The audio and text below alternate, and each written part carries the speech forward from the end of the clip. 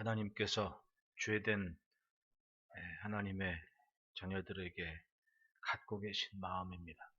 그 백성을 부르실 때 나는 긍휼이 있는 자라 노를 한없이 품지 아니하느니라. 우리가 하나님 앞에 설 수 있는 것은 하나님의 마음을 알기 때문이고 믿기 때문이죠. 하나님을 신뢰하지 않는다면 어떻게 하나님께로 향할 수가 있겠습니까? 하나님께서 세상을 보시고 선지자들을 보내시고 우리에게 말씀의 깨우침을 주시는 것도 결국은 그 하나님의 마음을 부르심을 믿으라 하시는 겁니다. 하나님께서는 세상을 세세히 살피십니다. 선지자들의 외침을 보면 그 상황이 고스란히 드러나 있습니다. 시편 102편 19절에 여호와께서 그의 높은 성소에서 굽어보시며 하늘에서 땅을 살펴보셨으니, 하나님은 하나님의 땅, 하나님께서 만드신 세상을 굽어 살펴보신다 하십니다. 내려보신다는 말씀이죠. 예레미야서 16장 17절에는 이는 내 눈이 그들의 행위를 살펴보므로 그들이 내 얼굴 앞에서 숨기지 못하며 그들의 죄악이 내 목전에서 숨겨지지 못함이라. 하나님은 그들의 행위를 살펴보신다, 낱낱이 아신다는 얘기입니다. 여러분, 에덴 동산에서 아담은 어디 있느냐 부르시는 하나님이 몰라서 부르셨겠습니까? 아담은 어디 있느냐라고 했을 때 스스로의 존재감을 인식하고 하나님 앞에 서기를 원하시는 부르심이었지, 그걸 모르셨기 때문에 아담을 부르셨겠냐. 하나님은 인간의 행위를 살펴보신다고 얘기합니다. 중심을 아신다고 하지 않습니까? 성경에서 보는 이스라엘의 문제가 뭐였습니까? 이스라엘은 잘 믿어왔지만 어느 순간 하나님을 독점했습니다.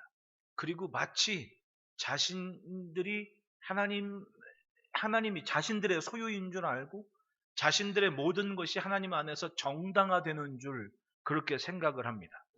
온 열국의 하나님이 되시기 위해서 아브라함을 아브라함이라고 부르셨음에도 불구하고 자신들의 조상이 왜 아브라함이 됐는지의 의미도 생각하지를 않았습니다. 처음에는 하나님께서 너희는 내 백성이고 나는 너희의 하나님이라고 하셨지만, 여러분, 광야에서 율법을 할 때 율법의 세세한 부분을 한번 보십시오. 이방인일지라도 그들에게 하나님은 유대인으로서, 즉 하나님의 선민으로서야 되는 과정을 아예 법적 절차로 만들어 놓으셨습니다. 이방인 노예였다 할지라도 그가 자기의 주인 집에서 떠나지 않기를 바란다면 그는 유대인으로서 귀를 뚫든지 코를 뚫든지 어떤 흔적을 내서라든지 그는 그 집 종으로 살 수 있게끔 해준 거 아닙니다. 여러분, 요나서를 보십시오. 요나는 니누의 성에 가서 복음을 전했습니다. 이게 도대체 웬일입니까? 아브라함의 의미는 바로 그거에 있습니다. 하나님은 이 열국의 제사장 나라를 통하여 모든 나라들 가운데 흩어진 하나님의 자녀를 찾으시는 계획을 갖고 계셨다는 겁니다. 그런데 가만히 보면 하나님의 놀라운 배려와 사랑과 은혜를 입었는데 그것이 마치 자기들 것인 줄만 알았습니다. 왜 그런 사람들 있지 않습니까? 자기 자신은 하나님 앞에 한없이 은혜롭기를 바라요. 그런데 자신이 다른 사람들에게는 그 은혜를 베푸지를 않는 겁니다. 여러분, 예수님의 산상수훈을 보십시오. 내가 하나님께 받고 싶은 것만큼 그것을 내가 먼저 사람들에게 베풀려고 하시는 거예요. 그게 사랑이고 은혜인 겁니다. 나 자신에게는 한없이 은혜롭고 한없이 인자한 하나님을 기대하는데 다른 사람에게는 요만큼의 허물도 참지를 못한다면 과연 그것이 믿음이겠냐는 얘기죠. 이스라엘이 그랬다는 얘기입니다. 이스라엘은 마치 하나님의 은혜가 자기들만 위한 건 줄 알았습니다. 살다 보면 마치 자기는 하나님의 계시를 받고 자신은 하나님하고 굉장히 친한데 다른 사람은 그만큼 하지 못한다는 생각을 가진 사람들이 분명히 있습니다. 그런 사람을 조심하라는 거예요. 왜냐하면 2단 3단 가는 이유가 그겁니다. 어느 순간 착각에 빠져요. 나는 하나님의 각별한 종이고 다른 사람들은 그냥 겉절이 이렇게 취급을 하는 거죠. 그런 사람들을 조심하라는 얘기입니다.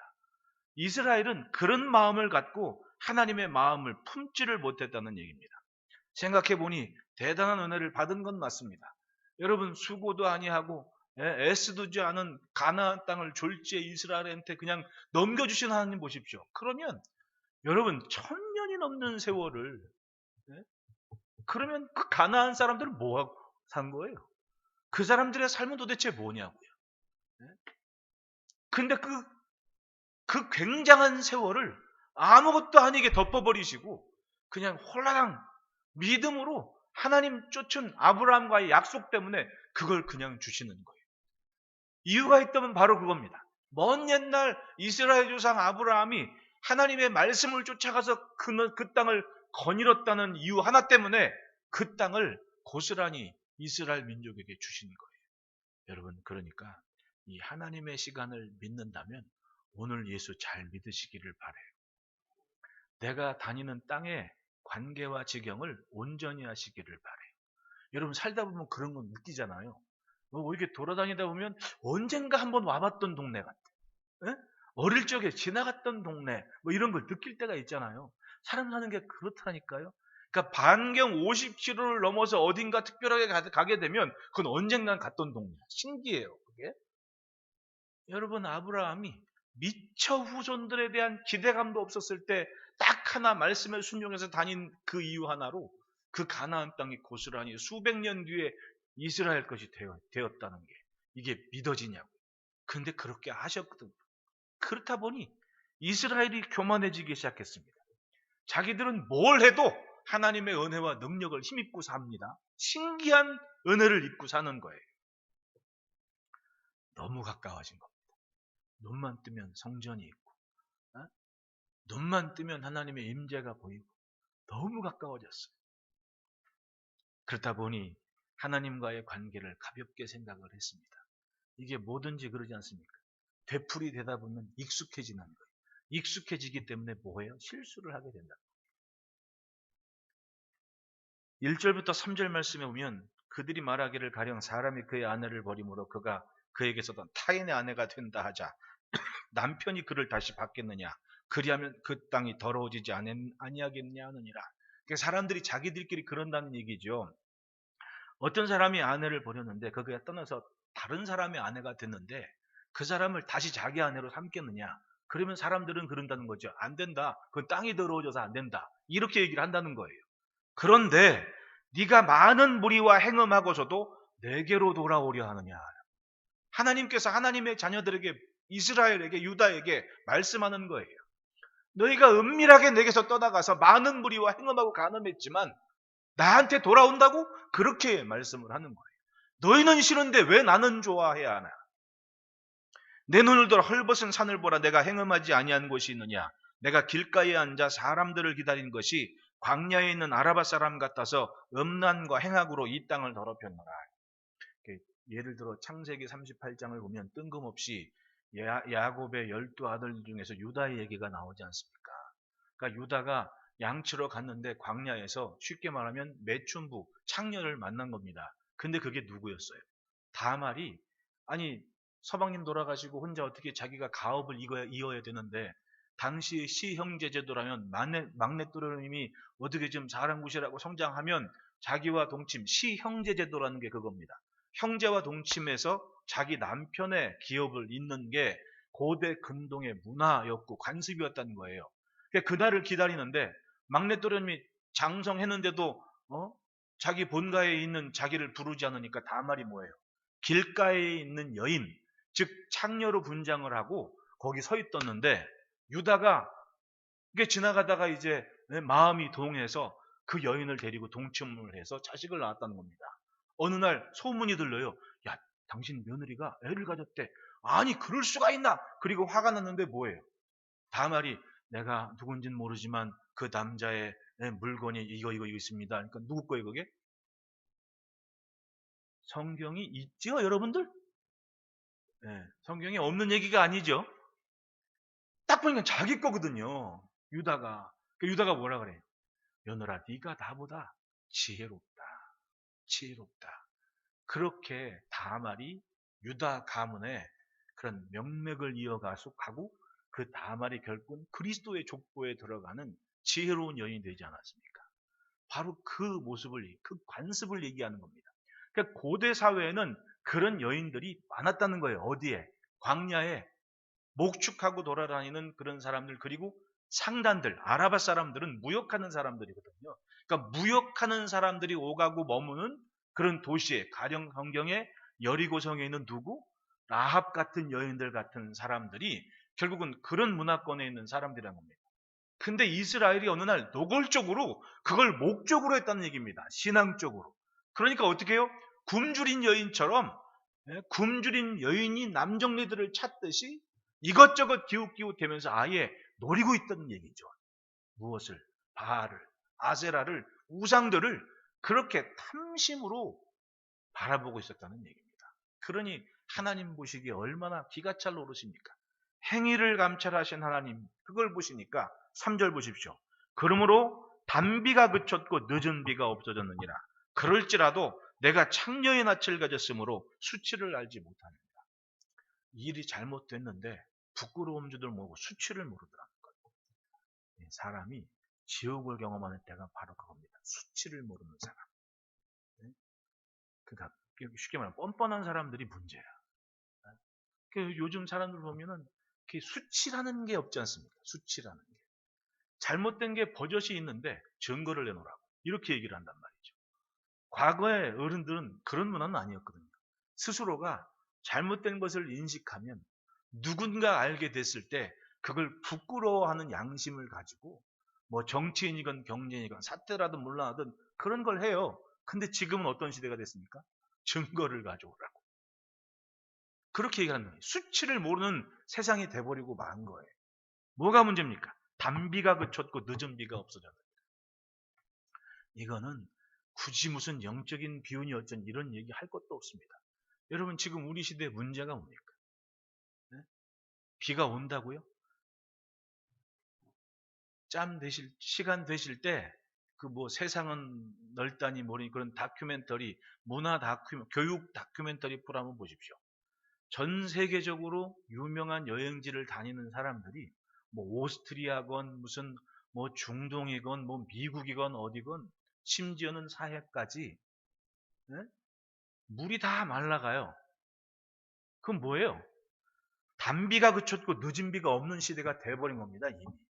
비가 온다고요? 비를 품지를 못하잖아요. 네? 땅이 비를 품지를 못하는 거예요.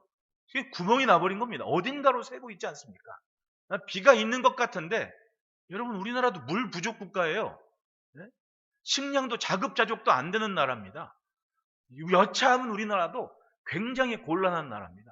우크라이나가 전쟁한다고 남 얘기까지 보고 있죠. 우크라이나는 그래도 대단한 나라예요. 몇 개월 동안도 미사일 쏘대고 총알 대내고 막 대주죠. 우리나라는 우리나라에 있는 무기 탄약 이런 거 미사일들 4달 수는 없어요. 전쟁한다고요? 도무지 답이 없는 나라가 우리나라는 거예요. 먹는 건 먹는 것대로 뭐는 못대로. 근데 뭐예요? 마치 자신들이 엄청나게 고결한 것이 그냥 짝딱 속에 살고 있는 겁니다. 네? 단비가 그쳤고 늦은 비가 없는 시대가 돼서 먹을 것을 걱정하게 되고 농사를 하지만 내일에 대한 기대감이 없는 겁니다.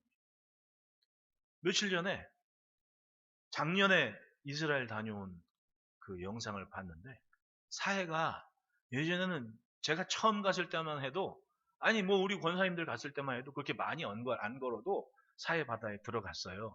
근데 지금은요 트랙터를 타고 10분을 가야 돼. 사해가 보통 해발 마이너스 100, 마이너스 한 400 정도가 지금 떨어진 거예요. 원래 사해가 낮은 곳인데 물이 마르고 말라가지고 아예 더 쑥 들어가 버린 겁니다. 사해가 그럼 뭐예요? 이스라엘은 난리가 난 거예요 지금. 헐몬에 눈이 안 오고 가뜩이나 강우량도 적은데 이제는 물 부족 그럼 말해 못하는 거예요. 제가 지난주에 어젠가 월요일인가 이탈리아 북부 스위스 알프스 자락에 누가 여행 간 거를 이제 방송하는 걸 봤는데 그 알프스 자락에 있는 호수에서 고기 잡는 어부가 탄식을 해요. 자기가 이 땅에서 70년을 살았는데 물이 너무 졸아간다. 아니 그 천혜의 자연 환경 속에 있는 알프스가 호수의 물이 수십 미터가 줄어들어 버린 거예요. 그러면 단비가 그쳤고 늦은 비가 없는 것은 이거는 단순한 성경의 이야기가 아니라 이미 시대가 그런 시대에 접어들었다는 겁니다. 왜? 하나님 없이 다른 것을 만족하는 이 영적인 상태를 대변하고 있는 것이라고 저는 생각을 해요. 여러분 세상 보십시오. 이게 뭐 기후 문제다 이게 그건 이제 상황을 얘기하는 거고 사람들의 마음이 하나님을 향하는데 이제는 그 사이를 가로막는 것이 너무 많은 겁니다. 너무 많은 거예요. 관계, 무슨 상황, 무슨 현상이니 무슨 핑계를 내서라도 하나님과 나 사이를 가로막는 것들을 이겨내지를 못하는 거예요. 전에는 하나님을 잡고 붙잡는 것이 당연했습니다. 옛날에 우리 어른들은 어떠한 어려움이 있어도 산을 넘어서라도 예배하는 것만큼은 그렇게 애를 쓰고 힘을 써서라도 성전을 밟겠다는 여유를 가진 거예요. 근데 지금은 예배를 하더라도 이제는 자기 주관이 돼버립니다. 이것은 이렇고 저것은 저렇고 어떻게 좀 내가 하나님과 가까워질 수 있는 이유들을 자꾸 만들어야 되는데 다른 데는 빠른데 그것만큼은 한없이 여유로운 거예요. 여유로운 겁니다. 왜? 나는 하나님과 친하다는 생각을 늘 갖고 있는 겁니다. 왜? 언제든지 아버지를 부를 수 있습니다. 어느 순간 착각 속에 빠지다 보니 가장 가까운 관계에서 무너지기를 시작하는 거예요. 그 순간 시대는 어떻게 됩니까? 단비가 그치고 늦은 비가 없어지는 시대가 되어버렸습니다. 비 오는 거 보면 엄청 많이 오지 않아요? 솔직히 겁나게 오지 않습니까? 그게 비가 퍼 부으면 뭐 하겠냐고. 담아내지를 못하는 거예요. 담아내지를 못하는 거예요. 그러니 늘 드리는 말씀이지만 가까울수록 조심하시기를 바라요. 가까울수록. 여러분 사람이 왜 상처를 받고 왜 아파합니까? 가까워서 그런 거예요. 가까워서.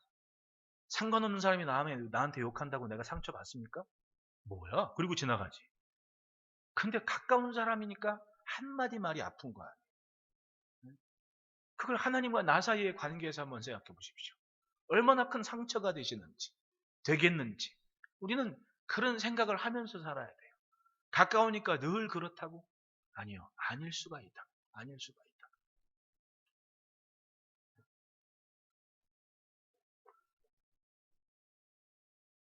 하나님은 이스라엘에게, 하나님의 백성에게 본문 표현대로 남편이라는 부부관계를 얘기했습니다. 사람과의 관계 속에 제일 가까운 게 뭐예요? 부부죠. 부부. 제일 가까운 관계. 왜냐하면 신방을 차리셨거든요. 광야에서. 성소를 만들고 신방을 차리시고 함께 동행한 것이 레위기의 이야기 아닙니까? 청년 때, 신혼 때의 사랑이라고 얘기를 해요. 그 사랑의 시간을 하나님은 기억하시는데 정작 이스라엘이 그걸 잊어버리는 거예요. 내 뼈 중에 뼈요 살 중에 살이라는 관계인데 그걸 잊어버려요. 뼈 중에 뼈요 살 중에 살인데 아프면 어떻게 되겠어요? 내 몸이 무너지는 것과 같은 아픔이 그것이 가장 가까운 관계의 기본적인 전제가 되어야 되는데 가까우니까 함부로 하는 거예요. 서로가 서로를 바라볼 때 하나라도 부실하면 둘 다 부실해진다는 생각을 가져야만 되는 겁니다. 네. 얼마 전에 TV를 봤더니 70 넘으신 분들이 산골짜기에 들어가서 살아요.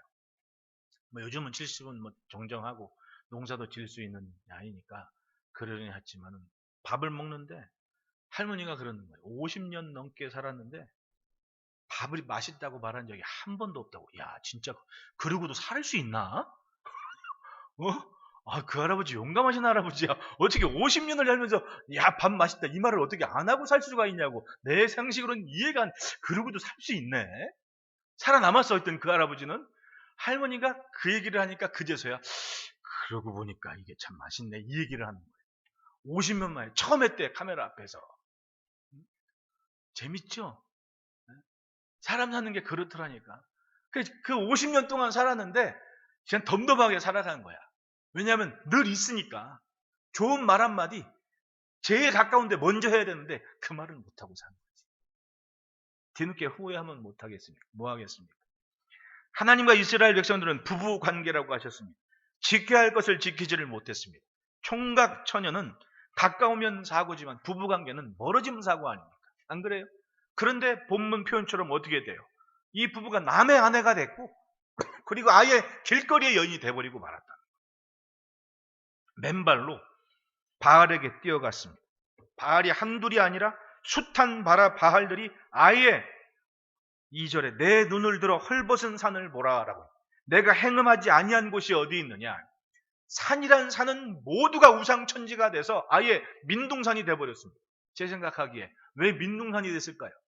바알에게 제사하고 제사하려면 번제 드리고 제사하면 뭐가 필요해요? 나무. 산 위에 사는 나무란 나무는 다 매가지고는 자기들이 섬기는 우상한테 이놈 저놈 여기저기 막 제사를 드리다 보니까 산이 다 민둥산이 되어버린 거예요. 하나님은 그것을 보고 계셨던 겁니다. 여러분, 믿음은 하나님의 뜻과 하나님의 생각, 즉 하나님의 말씀에 맞춰가는 과정이에요. 그래서 우리가 말씀을 듣지 않습니까? 왜 에녹이 300년을 동행했다는 것은 맞추기 때문에 가능했던 거예요. 자기 맘대로 간 게 아닙니다.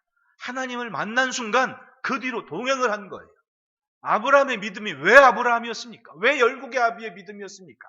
하나님의 음성을 듣는 순간 맞추기 시작했습니다. 이게 완전하진 않았어요. 하지만 맞춰갔습니다. 인정하죠. 실수한 거 알죠. 예, 잘못했습니다. 그리고는 수정을 해요. 그리고는 맞춰갑니다. 여러분, 사람이 죽을 때까지 배워도 모르는 게 더 많아요.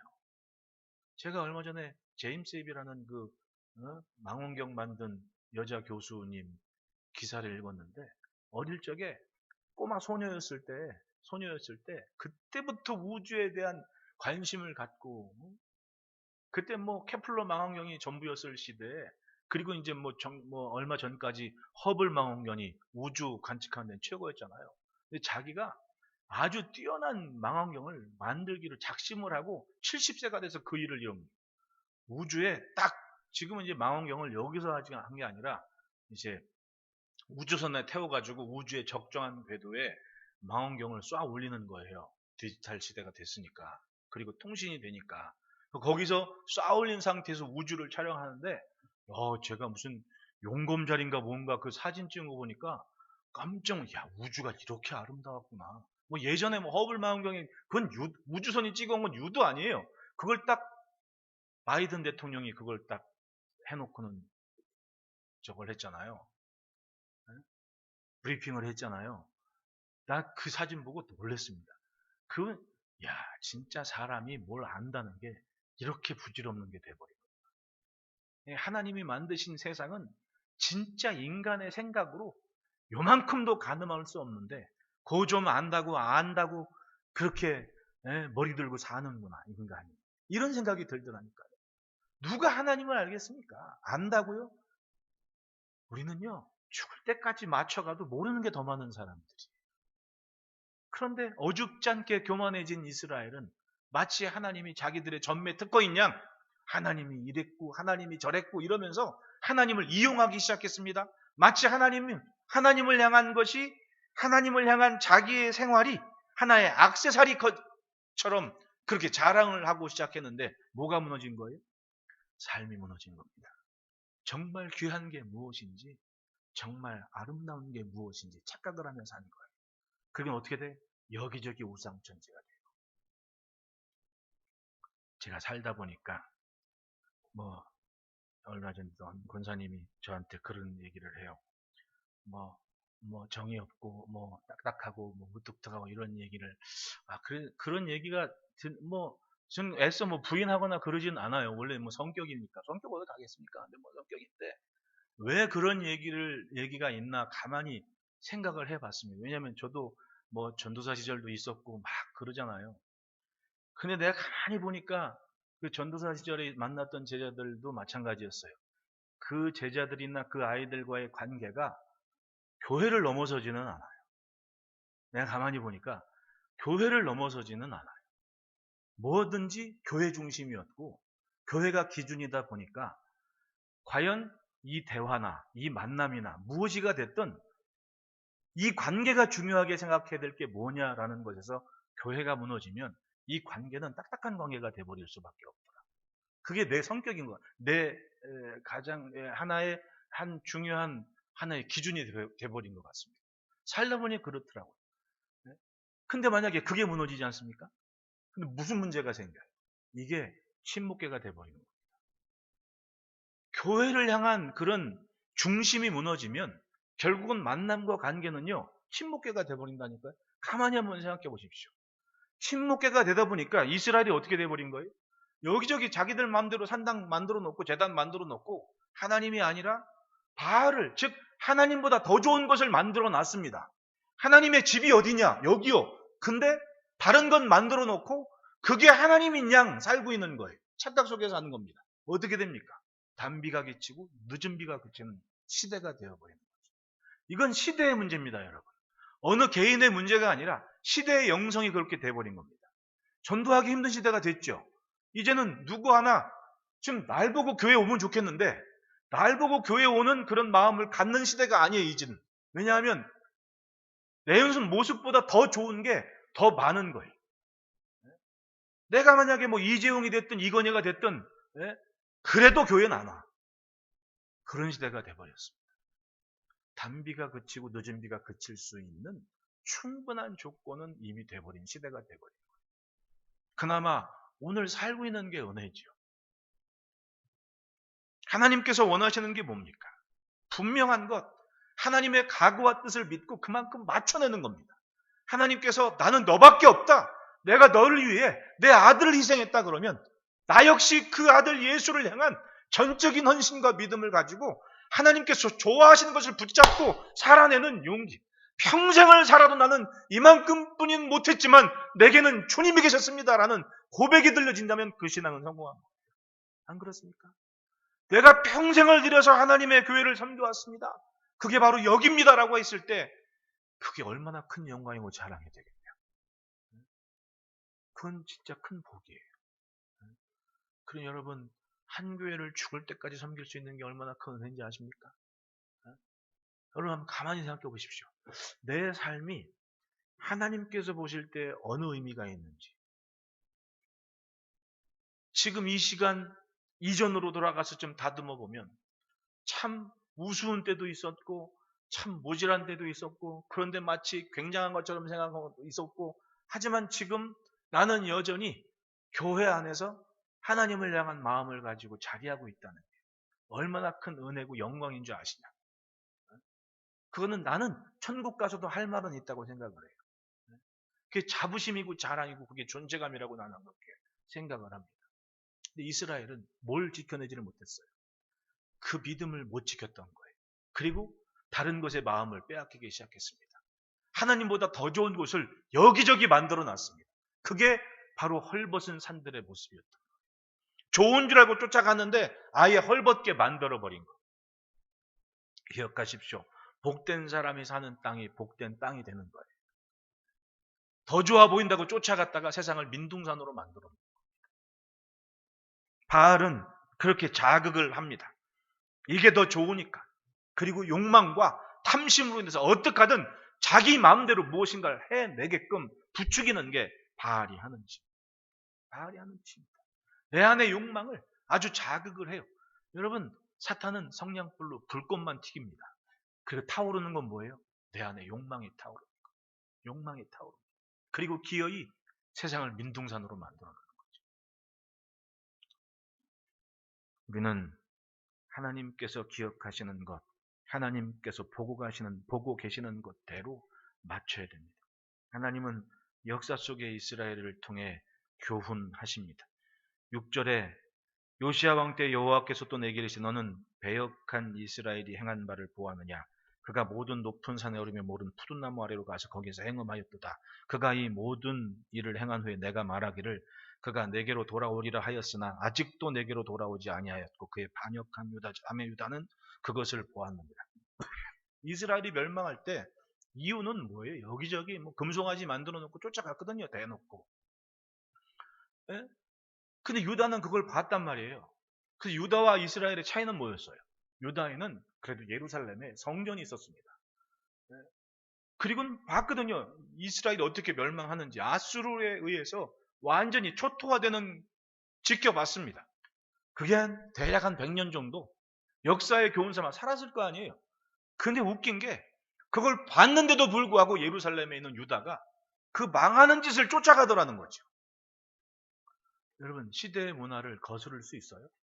보는 것만큼은 어쨌든 가게 마련인 거예요. 그러나 가더라도 중심의 진실함은 잃지를 말아야죠. 하나님을 향한 모습은 지키며 가야죠.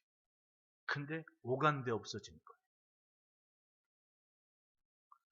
11절 말씀 보면 여호와께서 내게 이르시되 배역한 이스라엘은 반역한 유다보다 자신이 더 의로움이 나타났나니.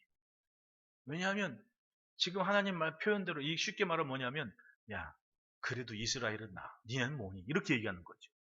유다는 오히려 망해버린 이스라엘보다 못하다는 얘기입니다. 왜 그랬을까요? 쉽게 말하면 유다가 더 나쁘다는 거예요.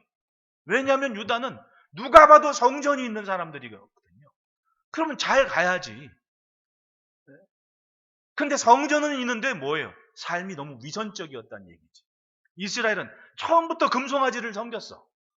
처음부터 금송아지라고 아예 자기가 금송아지가 하나님이라고 그냥 갔어. 그건 당연한 거야. 근데 하나님께서는 돌아오라고 하신 거예요. 유다는 예루살렘이 있고 성전이 있는데 제사가 있고 번제가 있고 예배가 있다고 안심하고 살지만 삶은 이스라엘과 똑같이 사는 거예요. 그러면 그게 위선이라는 거죠. 신실한 척 하는데 전 신실하지 않은. 신앙은 자기 만족이 아니에요. 내가 무엇을 했기 때문에 기분이 좋다. 여러분, 기분 좋으려고 신앙생활 하는 게 아니지 않습니까? 전제가 잘못됐잖아요. 신앙은 하나님의 부르심 앞에 서는 하나님께 맞춰가는 삶이지 이게 자기 만족이 아니라는 겁니다. 바리새인들은 그 자기 만족에 탁월했잖아요. 나 금식했다. 나 구제했다. 이게 다 자랑인 거예요. 자기 위로가 됐던 겁니다. 왜냐하면 반대로 그만큼 자기의 헛된 삶에 대한 보상이라고 생각했던 거죠. 예루살렘에 있는 유다가 그래서 무서웠던 거예요. 우상 숭배자도 자기 위로와 자기 만족은 할 줄 알아요. 절에 가면 시주를 하죠. 무당을 만나도 복비를 냅니다. 나 이만큼 했어. 왜냐하면 그 신이 그래야 좋아한다고 생각을 하거든요. 비용도 어마어마해요. 생각해보면 이 사람. 왜냐하면 제가 어릴 적에 할머니 얘기가 뭔 얘기인지 모르겠는데 나이 드니까 그게 알겠어요. 그 지방에 있는 그 어지간한 그 암자들 있잖아요. 그 동네 유지 한 사람의 원사예요. 그 사람이 1년 먹을 쌀도 갖다 대고 시주를 얼마나 하는지 나중에는 그게 이제 요즘 같은 때는 절에 이런 거 달고 그러면 하나에 500만 원 막 그런다면서요. 한번 세보시라고 그런 게. 우상 숭배하는 사람이나 무당을 향한 사람도 그렇게 하면서 뭘 해요? 나 이만큼 했으니까 신이 날 돌볼 거야. 귀신이 돌볼 거야. 이런 거 한다니까요. 하나님을 향한 마음이 우상을 향하는 마음과 같습니까? 그건 아니잖아요. 그건 아니잖아요. 이걸 착각한다고요. 성도는 은혜가 떨어지면 바닥까지 추락을 해버리는 거예요. 그러니까 내가 하나님의 은혜로 인해 산다라는 그 믿음의 자기인식이 절실한 겁니다. 나 스스로가 하나님께 얼마나 귀한 인생인지, 무엇 때문에 예수님이 나를 택하셨는지, 사랑하셨는지, 죽으셨는지 이 자기인식에서 넘어가면, 무너지면 결국은 존재감을 상실해버리고 마는 거예요. 그리고 이건 하나님을 향하는지 아니면 어디 무슨 암자를 향하는지 이도저도 아닌 인생이 되어버린다는 거예요. 마주보고 인사합시다. 예수 잘 믿읍시다. 하나님을 의지하고 그 은혜로 사는 삶을 분명히 해야 됩니다. 하나님은 그것 때문에 이스라엘을 부르고 계시는 거예요. 나는 긍휼이 있는 자라 너를 한없이 품지 아니하느니라. 그리고 말씀하죠. 13절에 오직 내 죄를 자복하라. 이는 내 하나님 여호와를 배반하고 내 길로 달려 이방인 데로 나가 푸른 나무 아래로 가서 내 목소리를 듣지 아니하였습니다. 여호와의 말씀입니다. 하나님은 이스라엘을 향해 하나님의 자녀를 위해 부르고 계십니다. 나는 긍휼이 있는 자라 너를 영원히 품지 아니한다. 그리고 돌아오라. 14절에 나는 너희의 남편임이라 내가 너희를 성읍에서 하나와 족속 중에서 둘을 택하여 너희를 시온으로 데려오겠고 내가 또 내 마음에 합한 목자들을 너희에게 주리니 그들이 지식과 명철로 너희를 양육하리라. 결국은 역사를 보면 예수님이 목자가 되셔서 하나님께서는 우리를 그 말씀으로 양육을 하시지 않습니까? 기가 막힌 은혜로 양육을 하여 주십니다. 하나님께서 왜 그런 일을 하십니까? 하나님께서는 바라보시는 것이 있어요. 예레미야서 3장 16절 말씀에 이르면 여호와의 말씀이라 너희가 이 땅에서 번성하여 많아질 때는 사람들이 여호와의 언약궤를 다시는 말하지 아니할 것이 생각하지 아니할 것이요 기억하지 아니할 것이요 찾지 아니할 것이요 다시 만들지 아니할 것이며 왜? 율법이 아니어도 온전한 삶의 순종이 있는 삶의 예배자가 되는 시대가 된다는 겁니다. 누가? 예수님이 주님께서 하시는 그 놀라운 사랑의 역사에 동참한 보도모 그를 쫓아가는 모든 이들은 더 이상 언약궤가 아니라 하나님의 임재를 느끼면서 그분의 말씀이 생각과 마음을 다스림을 받아서 오늘을 사는 거예요. 예수님이 천국에는 세례 요한보다 큰 자가 많다고 하셨잖아요. 그게 바로 정도의 차이 아닙니까? 신앙에. 오늘 여러분들을 보십시오. 얼마나 대단합니까? 이 험난한 시대에도 여전히 믿음을 지키고 성전을 지키며 이것이 만민이 기도하는 하나님의 집이라는 믿음으로 성전 중심의 삶을 살아내고 있지 않습니까? 네? 이건 언약궤의 문제가 아니었습니다. 바로 목자를 통해 양육되는 은혜로운 모습이 지금 우리의 삶인 거예요. 그래서 그 하나님께서 이루시는 역사를 보십시오. 19절에 내가 말하기를 내가 어떻게 하든지 너희 자녀들 중에 두며 허다한 나라들 중에 아름다운 기업인 이 귀한 땅을 내게 주라 하였고 내가 다시 말하기를 너희가 나를 나의 아버지라 하고 나를 떠나지 말 것이니라 하였노라. 약속을 누리는 자녀가 되는 것을 보고 계십니다. 그것 때문에 여전히 살피시고 여전히 하나님의 자녀를 향해 부르고 계시는 거예요. 나는 긍휼이 많은 자라 너를 영원히 품지 않는다.